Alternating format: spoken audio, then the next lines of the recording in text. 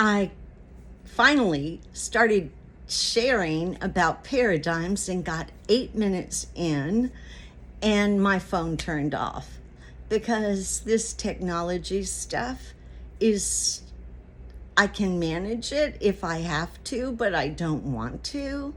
And it's all I can do to make myself share this material, because really what I want to do is keep looking for more.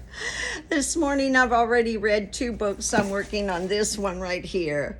It's an encyclopedia, book of the year from 1958. Wah! Whoa, is there some stuff in there? Yeah. So you would not believe the way I've got this phone rigged here, but it'll have to do. Paradigms. What are paradigms? They're the way we see things. They're the lens, the glasses. They change reality to an extent, right? If all of us look at the same thing, do you think we're all going to report the same thing? Probably not. Think about the pictures that you see where it's brown or black or blue and green or something like that, but some of the people guess one color and half the people guess the other color. And then there's that famous experiment with the woman, and if you look at one, kind of tweak it one way, she looks like an old lady, a hag. But if you tweak it the other way, she's a beautiful young lady with a hat. So our perception is everything. Where does it come from? Programming, really, right? It's things that we're supposed to do or think, or perceptions that we're supposed to have, because usually they've been passed down. On the first part of this, I told the story about Stephen Covey that wrote 7 Habits of Highly Effective People, and in that he talked about 2 specific paradigm shifts, meaning that when we change our paradigm, or the glasses that we're seeing through, we can change our reality.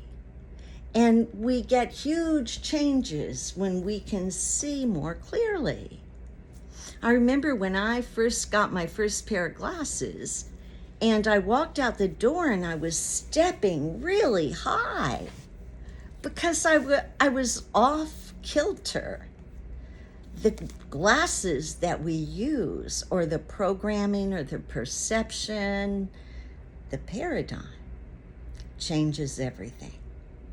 Some people come into life and they're perpetually pessimists. Everything is negative or on the downside. And some people come into life and they are just rosy all the time. I've gone through stages of being both ways. Maybe you have too. But a lot of that is based on our paradigm.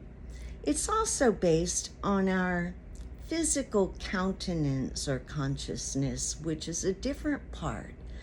But a paradigm is what we can control pretty easily. At least we have ability to control it once we understand it. So why is it that you might talk to a friend and they see Orange Man as this wonderful person, and then you talk to another person and they see him as the evil of all the world?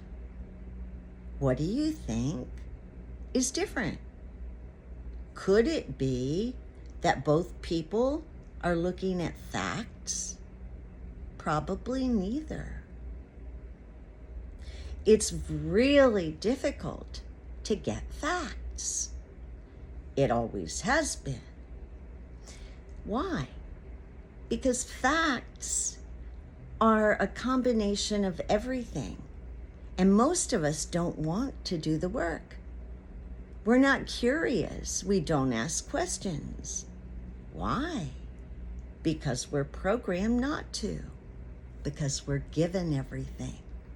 Why do we need to ask questions? We've been given the dialogue. We've been given the narrative. We've been given the book. We've been given the documents. What could our problem be? Right?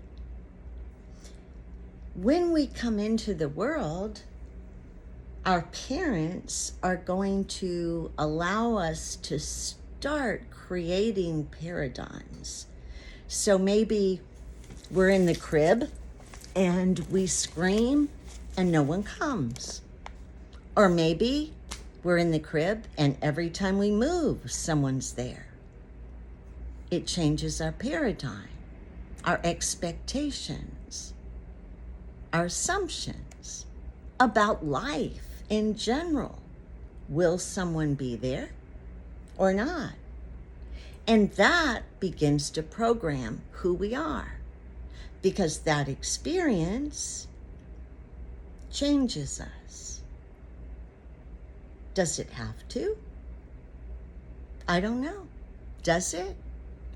I kind of think so, but I also think that maybe we have control about the way it changes us.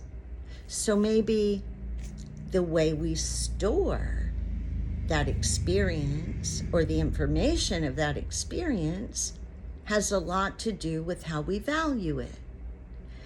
I wrote a chapter in a book with Deepak Chopra and Ken Blanchard after a speech I did. And in that book, I talked about cleaning out our closets, which is so important to me. You might come in here at any time and look around and I've got a lot of clutter. But if you look in my closets, they're clean and organized. I like to be sure that what's inside is right. That's always been most important to me. And if what's inside is right, then what's outside will come right, kind of. When I ran lots of sales teams, I wouldn't ever let them have a desk with drawers. Why? You can hide things in drawers, things like contracts and paperwork. That's important. But if it's on your desk, then you kind of are more forced to deal with it. And so a lot of times we put things in our closet just because we don't want to deal with them. Not because that's the proper place, right? And when we clean out our closets, which we should do regularly, and look at what are our perceptions, our beliefs, our truths. Are they substantiated? Has something changed? Do we need to get rid of it?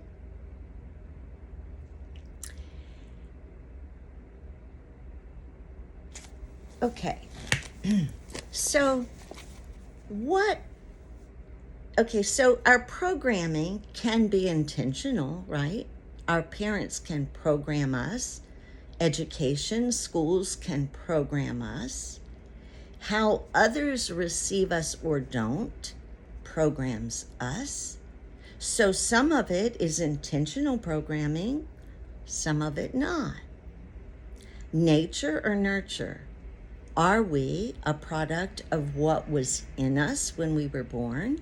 Or are we a product of what's done to us after we're born? And they believe, I always say they, and I need to specify. From what I've read across the board, people believe that it's an equal amount of both, really. That we come into the world as these, I'm going to push the envelope and say as arrays of information.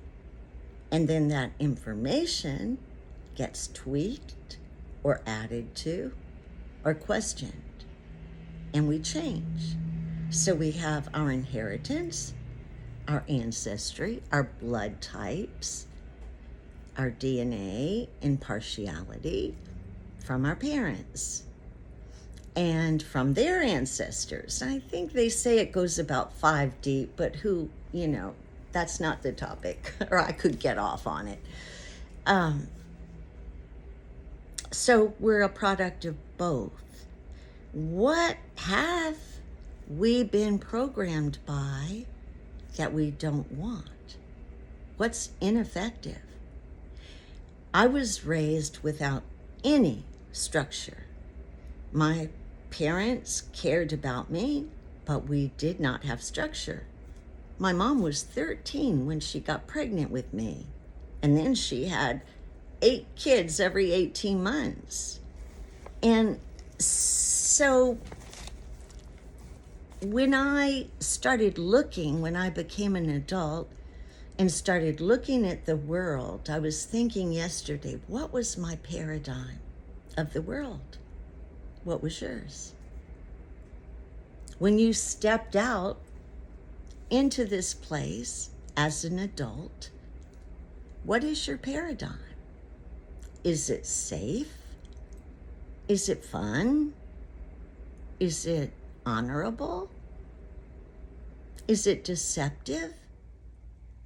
Is it a challenge? Is it a fairy tale? What is your perception? And I started thinking about mine when I was 17 or 18, and I had no idea. All I knew was that things seemed to be very messed up. JFK, Vietnam, prejudices, on and on. So what is our paradigm, and how does that affect us moving forward? What if the paradigm is incorrect? What if we've read the wrong signs? Or what if the signs that were put there for us were incorrect by design? Think about it. What we don't know can hurt us. My mom always said different phrases, and my grandma did. And one thing they used to say is I'd ask a question. Of course, I still am, always asking questions. And I'd say, what is that? And my mom would say, what you don't know won't hurt you. And I thought, yes, it does. It certainly does. I want to understand. I want to know everything. And some people think that I've been called to know it all my life. But why? Because I work hard to know. I don't know everything. I don't know nearly what I want to know, but I read from start to finish in the morning, all kinds of old books and stuff. I'm hungry to know. And I've had a very variety life, so I know a little bit about a lot of different things, but not a lot of details, because once I get the details, I calculate, okay, that makes sense, we can forget that, I know where I'm at. That comes a challenge when you're trying to share your information, because some people have been programmed that it's all about the details. And I appreciate that. I've got them. I just forget them once I can get the big picture. Okay. So what if our glasses are wrong? What are the consequences? Do we govern our lives in error? Do we judge incorrectly? I've done that so many times because of assumptions and because of expectations and because of wrong paradigms. Paradigm shifts. How do we make them? When do we make them, and why? What a man believes rules him. It does. You might not think so, but if you start to investigate what you believe, you'll see how that governs your life. I treasure plants. I talk to them. I am one with them. Same with rocks. I know that's weird to some people. It's just how I am. They respond to me. I believe that. I believe it because I've seen it in my experience firsthand. I've watched plants that I didn't really care about as opposed to those who did. And I believe that there is a consciousness in plants. You don't have to believe that, but that's my paradigm. That rules me. How? When I'm buying something for my plant, it's organic. I'll spend extra money.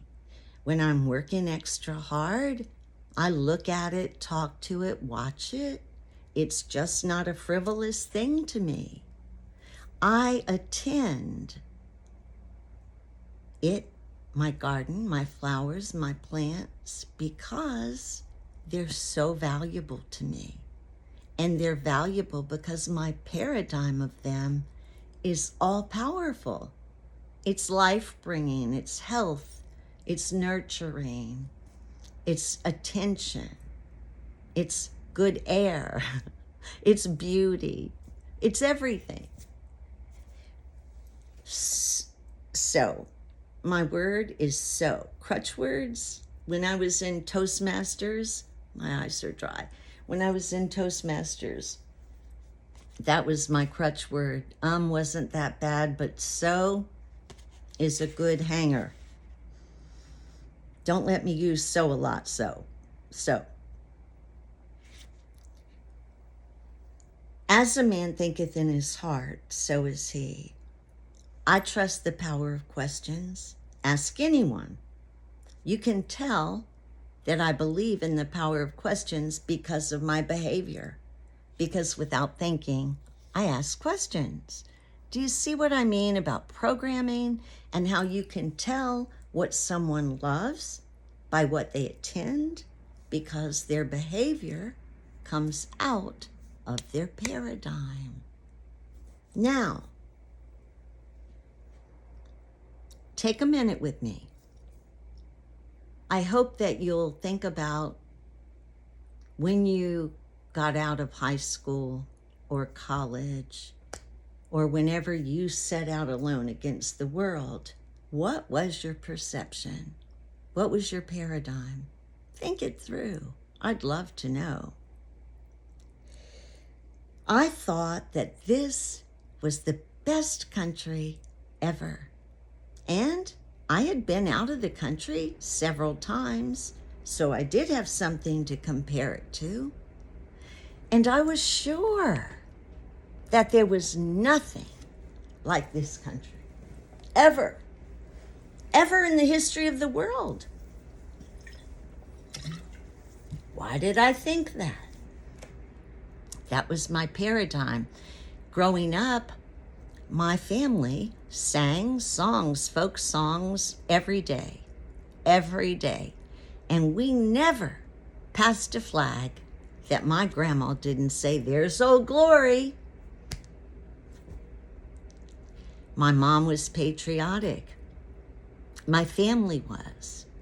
I would later find out I thought we were the vagabonds they sent over here from the East. But I'd find out that my father was very aristocrat, William Jones from Wales. And my mom my grandpa Ball was related and in George Washington's diary. And Pocahontas is directly related to my son. So I've had the opportunity to learn a lot about the actual beginning of this country. And guess what? My paradigm shifted. It did. When I first started out, I was very excited. I don't know if you've seen it, but there was a series on called Turn. Man, that lit me up. I was sure that my family was involved in that. I loved it. Watched every minute of it. My mom was alive then, and so we did Ancestry together and began to unravel some things that we had suspected. I knew my mom always had this sense of class. It was undeniable and obvious and evident to everyone. She had me at 13, had 7 live births, and she could go to Spain and look like a debutante. She knew what to wear. She knew how to act. It was in her. I don't think I got that, but I was impressed by it, and I didn't understand it or know where it came from, particularly after the way we were raised. You can take the girl out of the country, but not the country out of the girl, and that's how it was with my mama. I would later find out that she came from a very established family in West Virginia, which is not what I thought the West Virginia part really meant. So my life revolved around everything patriotic. I saved my milk money to buy savings bonds when I was in kindergarten. And I married a man that was a John Birch Society coordinator. And so I studied and learned all I could about this place. What else did I believe was true? I believed that the Bible had all the answers I would ever need. And so, for 33 years, after I got saved at a very low point in my life, I had always known my spirit was alive, and it was weird, not anything from a book, but I didn't know where to put it. I didn't know where to park that thing. And when I had someone witness to me, when my husband was at the lowest point before he killed himself, I got saved and said all that stuff. I thought, somebody has to have answers that are better than mine. And I gave it everything. I always give anything I do 300%. I studied that Bible, went from Baptist to Holy Ghost, Spirit-filled, non-denominational, went to Salvador, risked my life, ministering to soldiers through the government, married people, buried people, preached it, lived it, and studied it, and never could figure it all out. You know, I thought about that recently, why people are still studying that book after all these years. It's because it doesn't make sense. It doesn't. It contradicts itself. Man spends his entire life trying to justify that BS. It's BS. And now I know why. But I'm not going to get off on that. Okay, so I felt like God was this all-benevolent fairy tale Santa Claus that would do good for me if I did good for him in my heart. Yeah. But bad stuff kept happening. And I would justify it. And then I'd pray harder. And then I'd say, it was meant to be. It was meant to show me a lesson. And I was one of those people that chose to see the good in everything and always turn the other cheek just like I was supposed to. And I was honorable. I paid IRS even though I didn't believe it was the right thing to do, but The Bible said, do unto Caesar. I'll tell you what I'd like to do unto Caesar. But that's another topic. So our paradigms. Coming out of high school, I was very liberal. You would have to be. We spent some of our education with our butts in the air under our desks, thinking bombs would hit us. Can you imagine what the parents must have felt like sending their kids out to school, and if a bomb came in, they would put their heads under the desk and wish them good luck. So you'd have to come out. I graduated in 1971, so it was a pretty liberal time. In the 80s, I became very conservative. Why? Because I had to make money. And the only place that you could really invest and see a return was in the capital system. And I needed money. I was alone with a child. So I worked my butt off and my whole paradigm changed. I became what I hated and justified it and believed with all my heart that I was right. And I believed that until January 6, 2021, when I took a little trip to DC and stood outside those big white doors and started to go through them. The guard was holding the door. I started to follow. Thank God I'm not a follower. I heard my husband, his nickname for me, since we've known each other, is Cindy Don't. I heard that standing outside that big door. Cindy Don't. So I didn't. I don't know why. 99 times out of 100, I would have gone without thinking about it, but I didn't.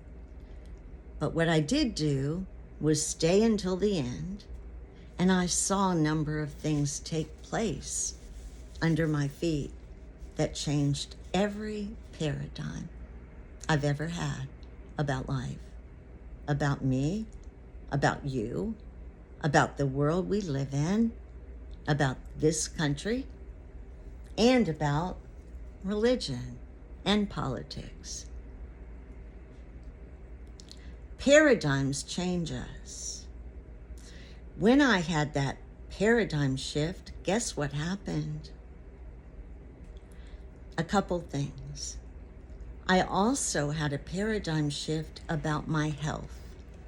And I realized that the medication that I had been on, I'd worked in death care and seen a lot of suicides and weird stuff. I was on 200 milligrams of Zoloft. So during this time, I asked, it's not working. And they wanted to add something to it. And that's when my brain went, there's something wrong with this equation. I have always read and studied, so I knew that the past couple years were pure bullshit. And I was telling people and getting rejected daily. But when I saw the drug deal for myself, I threw all that medicine out the window and did what they say never, ever do. Never. Cold turkey SSRIs. And I was on a double dose for almost 30 years. I did. And for 2 years, I've cried and screamed and cursed and learned to say the F word and investigated and cried some more and hid my head and unowned people and unfriended people and begged sheep-like people to get away from me. I've even worked at having people lose me on Facebook because I knew that what I was finding and what I was determined to share was too heavy for them. So I intentionally was ugly. I said things like Jesus is bullshit because I knew that the people who weren't open-minded or interested would go away, and they did. I lost 1,500 of 5,000 on one Facebook page. My page had always been about the glory of God, praise Jesus, even though it wasn't real. All that was fine as long as the world seemed okay. But when the world seemed to fall apart,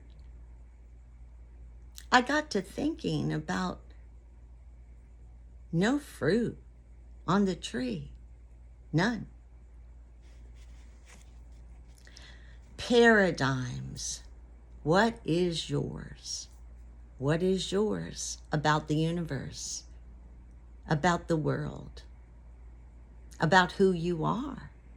That's a biggie. About the country that you live in. We can't get rid of anything until we admit we have it. You can't cure a disease until you know you've got a problem. You can't fix a problem until you admit you have it. Every salesperson in the world knows that you cannot sell anything until people recognize their need or their want or their lack. And so our first job is to find the problem. And we do that by asking questions. That's why you and me are the highest life form there is. For that very reason. That's why we could be the rulers if we started holding people accountable. So what are your paradigms about war? About color of people? I was raised very prejudicedly, and there weren't many blacks around when I was growing up until I got to high school. And my paradigm has changed over the years. What about your family? What is your paradigm about them? Are they normal or abnormal? And is there normal? What about communism? What about your parents? Were they dumb? Were they smart? I don't mean educated. I mean wise. What about smoking and drinking? What were your paradigms? Have they changed?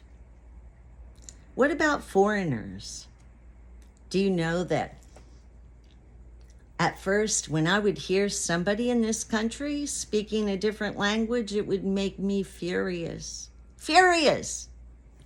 I'd be in somewhere like a thrift store, and someone would be talking in a language I didn't understand. I would just really want to tap on their shoulder and say, please go home where someone understands you and wants to. Because if you're here, you should be speaking English. That's what we do here. You are supposed to speak English. This is an English-speaking country. That was my paradigm. What is yours? What was yours? Mine has changed. What about religion? Were you raised and grandfathered in? I think that's the only way you could ever be a Catholic, honest to God. That is the most ridiculous religion. I think it's easier to recognize someone with 6 arms than Catholicism and the fish hats and all that malarkey. But what is your perception? Some people think it's holy and regal and beautiful, and I think it's gaggy. But I know a little more than most people, but I always thought it was gaggy when I didn't know anything. I look the world over, and in 72 years, I've done a lot. I've ridden with the outlaws and even testified for them in court under the RICO Act. I've clogged with a country band, the Heart of Dixie Bluegrass, and danced through my life. I've managed cemeteries and funeral homes all over the universe, and helped with some out of the country. I've managed real estate development, developed cemeteries, buildings, funeral homes, developments, houses, programs, programming, I've set up computer programs. I've studied the leaders of our world. I have tried to understand politics, but to be honest, I never got involved because it made me ill. I've been involved with John Birch Society and learned what they had to teach about the background of the deception here. I had a radio talk show where I talked about hope and healing and grief. I have a couple published books, a couple unpublished, and have been a speaker that won an International Speech Award, which led me to the book with Deepak Chopra. I have met death and I'm okay with it. I have made a lot of money for me. I only went to high school, and one year I made almost $400,000. So that was a lot for me, but I didn't need it. That's never been my motive. What is your paradigm about money? I have a great quote over there, and I'll have to find it. It's something about honorable people take or need just as much as it takes to make them their best. And the excess we can give away. There's so many things we have backwards. What about this? Think about paradigms. What is a typical guy's paradigm for working out, for going to the gym? Is it going and working on the machines or lifting the weights? Probably. Sweating, wearing certain clothes. But couldn't it be mowing 3 yards in a neighborhood where people don't have much? You might get the same exercise and a whole lot more reward. But what is our paradigm about keeping physically fit? Paradigms are huge, aren't they? Paradigms rule us. They ruled me. My paradigm of the country, my narrative of believing in Thanksgiving, that we were friends with the natives, that we worked together, that honorable men and women came over here because they wanted freedom. And so they established that freedom for you and for me. That's what I thought. My paradigm. George Washington, I thought he was it because my grandpa was in his diary. I thought I was special. In some way we're related, but that's down the road. Then I got to know the people, the aristocrats, that came over to Jamestown and all the other original places. My family was all here early. And boy, did I learn a lot from reading their diaries and looking at their pictures. Not stuff in the history books, to be sure. They did not come here for you or for me. They came here for gold. There were stories of how much gold came back from the Aztecs, and it was a lot. And that's what coming here was all about. The people who set it up were not people like you and me. They didn't have the same motives or goals. They didn't have the same needs. As a matter of fact, their paradigms were completely opposite those of you and me. My paradigms were that I would stand for the flag, I would honor it, or I would leave it. My paradigms were that I was honored to be associated with George Washington and other presidents and leaders. My paradigm was that I would vote religiously. It was my responsibility because this place I was invested in. I was a part owner of this experiment.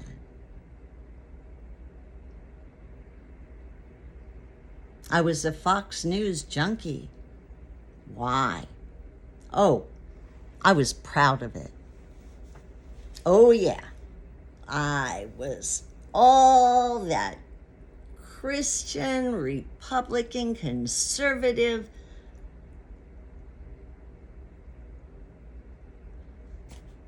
abuser and user that chose to ignore the predatory capitalism that has been eating us alive in the name of freedom.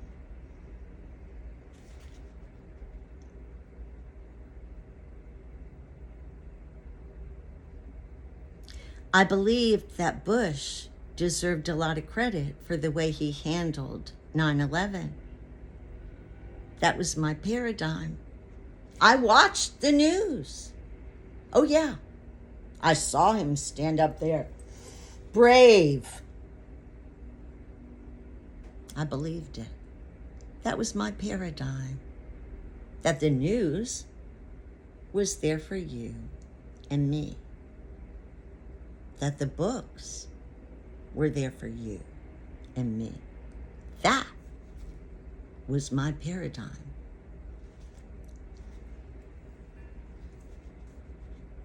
I knew that JFK had been murdered. There was no question. But I didn't know all the details. We never will. But my paradigms changed. I thought Reagan was right and just. Oh, yes. Oh, yes. That sin consciousness, I was so into that stuff. And judging those who had all that sin. You know, like the air traffic controllers that went on strike. How dare they? This is our country. It was right for Reagan to fire them. That was my paradigm. Was it right for him to freely pour drugs into the country?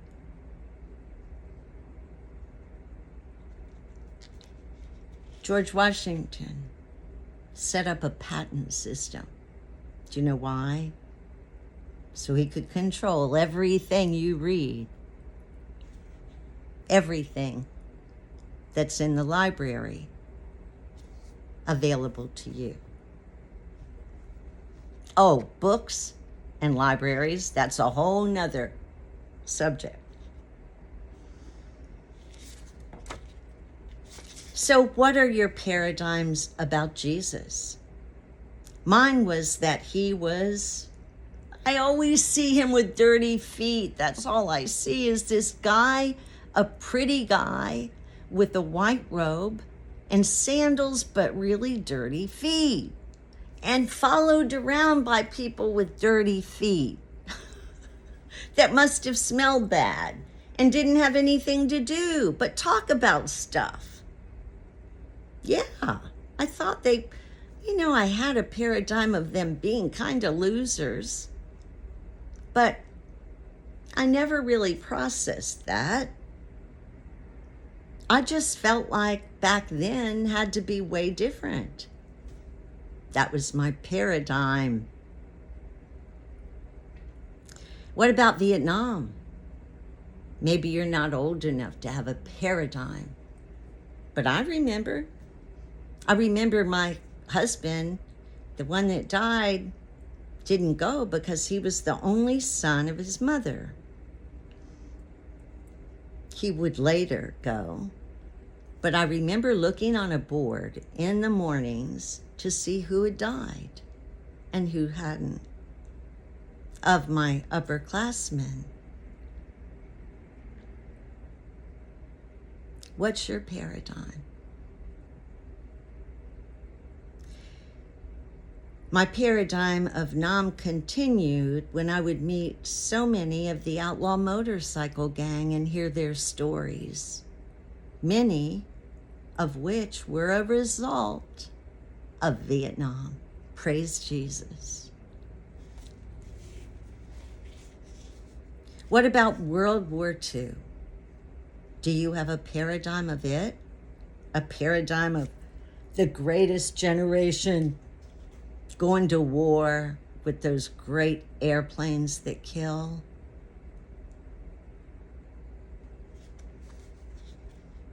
World War II, did you know? It's said that the mustache man tried to call the church man and he wouldn't answer. And I think that's true, because my paradigms have really changed. I used to adore Churchill. Now I know he's a creep. John Smith is my direct ancestor, believe that or not. Yep. Guess what? He wrote his own story. Isn't he wonderful? Don't you know all the incredible things that he did? How he saved Pocahontas and she saved him? What's your paradigm? Maybe you don't know that she was captured and taken to parade around London to show what could be done with the banshees. John Smith wrote his own story. You know what? That's what victors do. Columbus, that's a joke. Think about Columbus. Let's just start there.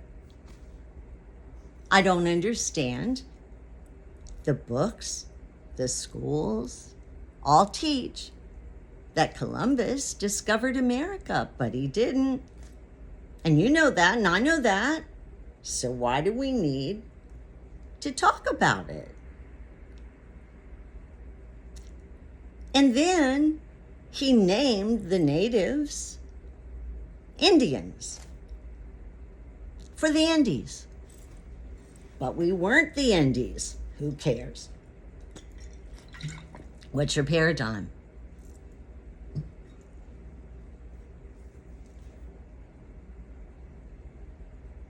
What about the Pilgrims? Isn't that a great story? And Thanksgiving?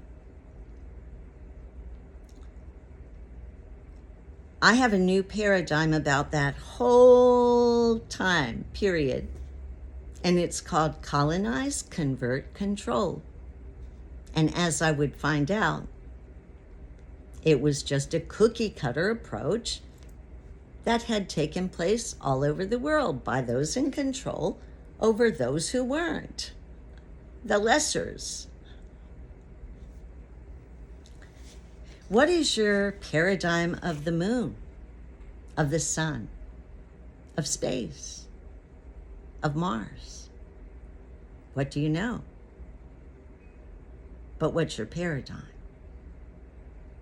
Because what you know doesn't matter as much as your paradigm. Because your paradigm will allow you to see or not to see.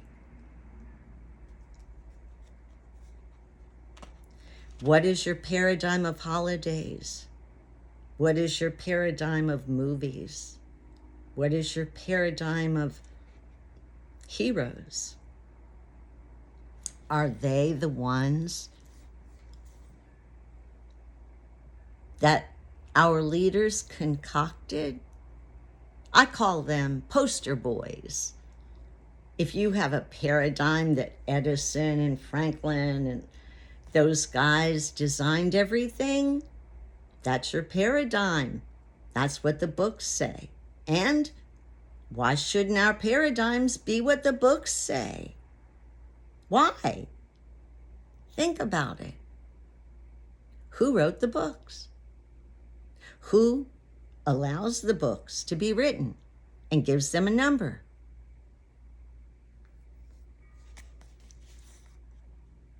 Should we talk about books?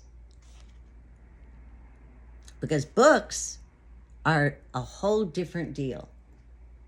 There have been several resets, and the information that you would like to have or that you think you get has been well hidden.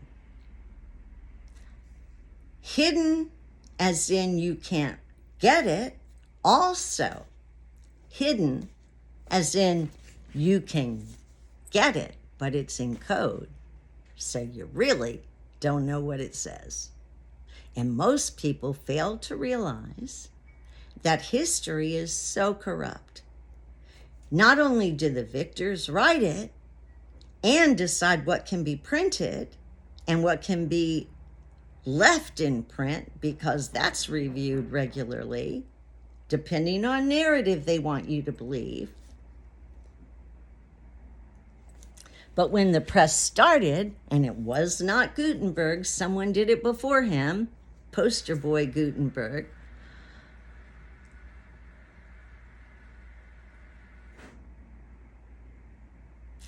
Yeah. How about, I wanted to mention cowboys and Indians. We grew up playing cowboys and Indians in our yard. We had apple trees on one side, and the other side was forsythia and different things. And the Indians lived on one side and the cowboys on the other. And that was our perception. My heroes back then were Pollyanna, which thank God they haven't killed her, or there was nothing to kill about her. Churchill died quick. C.S. Lewis' quick death. I found out he was a member of the Golden Circle that knew the Bible was a hoax the whole time he wrote everything. He just made money off of it like the other poster boys. And then Covey, I figured out when I started reading ancient literature exactly where he got the 7 habits. So that was interesting. Paradigms. They define us. They create value or a lack of it. and we need to inspect them. Our life experience, we have a paradigm of what has the big picture been? What is your paradigm of the Creator? I don't really understand how someone could be objectionable to a creator of some type. I understand the people like me that do not believe that God or the master maker of the world or the universe is this all benevolent Santa Claus. No, I used to. I believe today I have a different paradigm of God. I believe with all my heart that if there is a great creator, and there would have to be, because this world is two universes, too perfect in numbers, it's all informationally perfect. And if whoever did that is looking to any degree at us, they're going to be very disappointed if we get caught up with the wrong paradigm or stuck in a corner like a sheep. The Bible, our paradigm, is it that it's long lasting? Do you know, when I ask people, why do you believe in the Bible? It's the book. It's the book. It's sold more copies. It's been printed more. Well, yeah, guess who marketed it? And guess who printed it? You get it? That's the only reason. It's contradictory. The genealogy is incorrect. The chronology is incorrect. The history is wrong. The places don't add up. There's no proof anywhere of Jesus or anybody in the New Testament. I know who wrote the New Testament. The Old Testament is a conglomeration of plagiarized ancient texts with a little truth and a whole lot of bunk. It was written by the chosen people. Can you imagine that? What is your paradigm?